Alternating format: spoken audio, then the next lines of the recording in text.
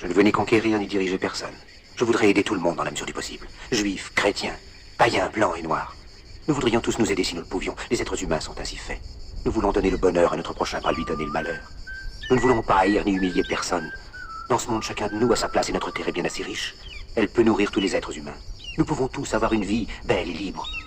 Mais nous l'avons oublié. L'envie a empoisonné l'esprit des hommes, a barricadé le monde avec la haine, nous a fait sombrer dans la misère et les effusions de sang. Nous avons développé la vitesse pour nous enfermer en nous-mêmes. Les machines qui nous apportent l'abondance nous laissent dans l'insatisfaction.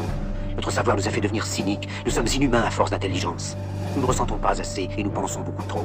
Nous sommes trop mécanisés et nous manquons d'humanité.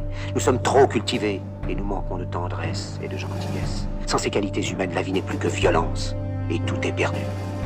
Les avions, la radio nous ont rapprochés les uns des autres. Ces inventions ne trouveront leur vrai sens que dans la bonté de l'être humain, que dans la fraternité, l'amitié et l'unité de tous les hommes. En ce moment même, ma voix atteint des millions de gens à travers le monde. Des millions d'hommes, de femmes et d'enfants désespérés, victimes d'un système qui torture les faibles et emprisonne les innocents. Je dis à tous ceux qui m'entendent, ne désespérez pas. Le malheur qui est sur nous n'est que le produit éphémère de l'avidité, de l'amertume de ceux qui ont peur des progrès qu'accomplit l'humanité. Mais la haine finira par disparaître, et les dictateurs mourront, et le pouvoir qu'ils avaient pris au peuple va retourner au peuple. Et tant que les hommes mourront, la liberté ne pourra pas périr. Soldats, ne vous donnez pas à ces brutes, à une minorité qui vous méprise et qui fait de vous des esclaves, en régiment toute votre vie, et qui vous dit ce qu'il faut faire et ce qu'il faut penser, qui vous dirige, vous manœuvre, se sert de vous comme chair à canon, et qui vous traite comme du bétail.